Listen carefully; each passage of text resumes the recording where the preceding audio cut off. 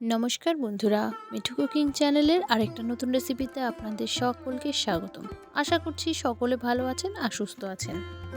আমার আজকের রেসিপি হলো ভাজা পিঠে বা মুগ ডালের ভাজা পুলি। পুরো ভিডিওটা দেখতে থাকুন। আজকের ভিডিওতে আমি কোনোরকমভাবে কোনো পুর অ্যাড করব না। পুর ছাড়াই কীভাবে ভাজা পুলি করা যায় সেটাই আপনাদের সাথে শেয়ার করব। তো দেখতে থাকুন পুরো ভিডিও, আর ভিডিওটা স্কিপ করলে কিন্তু অনেক কিছু মিস করে যাবেন। তো পুরো ভিডিওটা দেখতে থাকুন, আর ভালো লাগলে লাইক কমেন্ট শেয়ার, চ্যানেলটাকে সাবস্ক্রাইব করতে ভুলবেন না। মুগ ডালের ভাজা পুলি বা ভাজা পিঠে বানানোর জন্য অবশ্যই মুগ ডাল লাগছে। ডালটাকে আমি শুকনো খোলায় ভেজে নিয়ে তারপর ভালো করে ধুয়ে নিয়ে তারপরে সেদ্ধ করেছি।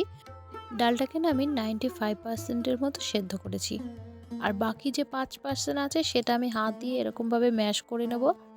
95% সেদ্ধ এই জন্যই করলাম যে এটা পুরো সেদ্ধ করলে একটা গলা গলা ভাব চলে আসবে আর খেতে অতটা ভালো লাগবে না। ডালটাকে আমি ডলে নিয়েছি, এইবার দিয়ে দেবো ময়দার গুঁড়ো। এবার আমি এর মধ্যে কিছু ভাজা মশলা অ্যাড করব। তার মধ্যে আছে লঙ্কার গুঁড়ো, জিরে আর ধনের গুঁড়ো, আর আছে ভাজা জিরে আর শুকনো লঙ্কার গুঁড়ো, আর আছে লবণ। সবগুলো মশলাকেই আমি এর মধ্যে দিয়ে দেবো। এইবার আমি দিব নারকেল কোড়া। নারকেলটার মধ্যে গুড় দেওয়া আছে, এই জন্য এরকম কালারটা লাগছে। এবার একটু হাত দিয়ে মিশিয়ে নেবো ভালোভাবে। আমার আজকে যে পিঠেটা বানাচ্ছি এই পিঠেটা একটু ঝাল একটু মিষ্টি সব মিলেমিশে হবে, তবে খেতে একটা অদ্ভুত স্বাদ হয়। এবার কিছুটা ঝোলা গুড় আমি এর মধ্যে দিয়ে দিলাম। গুড়টা দিয়ে আবারও হাত দিয়ে ভালোভাবে মেখে নেব। আমি এখানে 150 গ্রাম মুগ ডাল, 100 গ্রাম ময়দা আর 100 গ্রামের মতো চালের গুঁড়ো নিয়েছি, আর গুড় আমি 150 গ্রামের মতো এর মধ্যে দিয়েছি। তো আমার পরিমাণটা আমি বললাম, আপনারা কম বেশি যে যেরকম করবেন সেই মাপেই দেবেন। কিন্তু আমি এতক্ষণ ময়দা দিয়ে মাখছিলাম, এই কারণে একটু ক্যাতক্যাতে ভাব ছিল, এখনও চালের গুঁড়ো অ্যাড করিনি। এবার আমি চালের গুঁড়ো দিয়ে দিলাম। চালের গুঁড়ো দিলেই এটা মাখাটা একদম শক্ত হয়ে যাবে। এই যে দেখুন, একদম পারফেক্ট হয়েছে মাখাটা। এবার হাতে করে একটু করে লেচি নিয়ে একটু গোল গোল করে নাড়ুর মতো করে পাকিয়ে নিয়ে তারপরে লম্বা লম্বা করে তালুর মধ্যে করে, দেখতেই পাচ্ছেন আপনারা, এরকমভাবে লম্বা লম্বা করে পাকিয়ে আমি শেপ দিয়ে নেব আমার পিঠেগুলো। আপনাদের যা যেরকম খুশি, যে যেরকমভাবে চাইবেন সেরকম ডিজাইনই করতে পারেন। তো আমি এখান থেকে সবগুলো একবারে করে নেব, তারপরে পরে ভাজবো। আজকের পিঠের মাপ কিন্তু আমি সবাইকে সহজভাবে বুঝিয়ে দিয়েছি। তবুও যদি আপনাদের বুঝতে অসুবিধা হয় আমাকে কমেন্ট করবেন, আমি চেষ্টা করব বুঝিয়ে বলার। সবগুলো পিঠে আমার বানানো রেডি, আর এই যে দেখুন আমি এরকম করে বানিয়েছি। এবার একটা কড়াইতে কিছুটা সাদা তেল দিয়েছি, তেলটাকে গরম হতে দেব। দাঁড়ান দেখি তেলটা গরম হয়েছে কিনা।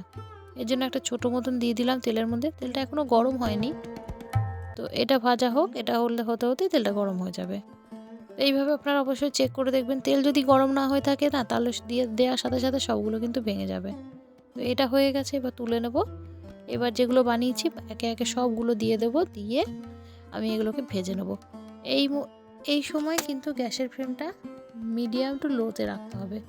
খুব বেশি তেলটা গরমও করা যাবে না, আর ঠান্ডাও রাখা যাবে না।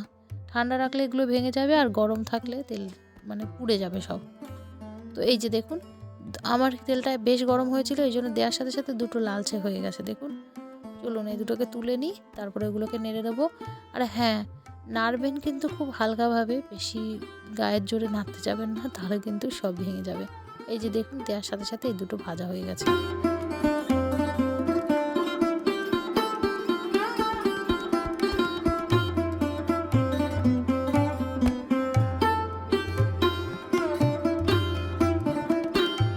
এক পিঠ ভালোভাবে ভাজা হলে না, তারপরে এক পিঠ উল্টাবেন, নইলে হবে কি সবগুলো ভেঙে যাবে। আমার পিঠে ভাজা একেবারে রেডি। এবার চলুন এগুলোকে তুলে নেব। দেখুন একদম পারফেক্ট হয়েছে, কোনোটা পুড়েও যায়নি আর কোনোটা কাঁচাও নেই। যেগুলো বাকি আছে বাকিগুলো ভেজে নিই চলুন। যারা যারা আমার এই ভিডিওটা দেখছেন তাদেরকে জানাচ্ছি অসংখ্য অসংখ্য ধন্যবাদ। আর হ্যাঁ, আমাকে এত সুন্দর সুন্দর করে কমেন্ট করার জন্য। আপনাদের ভালোবাসায় আমার একটা ভিডিও প্রায় 9000 ভিউজের কাছাকাছি পৌঁছে গেছে, তার জন্য আপনাদেরকে জানাচ্ছি অসংখ্য ধন্যবাদ। এইভাবে আমার পাশে থাকবেন। আর আজকের ভিডিও কেমন লাগছে জানাতে ভুলবেন না। যদি ভালো লাগে লাইক করবেন, কমেন্ট করবেন, আর চ্যানেলটাকে একটু শেয়ার করবেন। আর যদি রেসিপি সহজ মনে হয় অবশ্যই শেয়ার করতে ভুলবেন না। আজ তাহলে এই অবধি, দেখা হচ্ছে পরের ভিডিওতে। সকলকে অনেক অনেক ধন্যবাদ। ভালো থাকবেন প্রত্যেকে।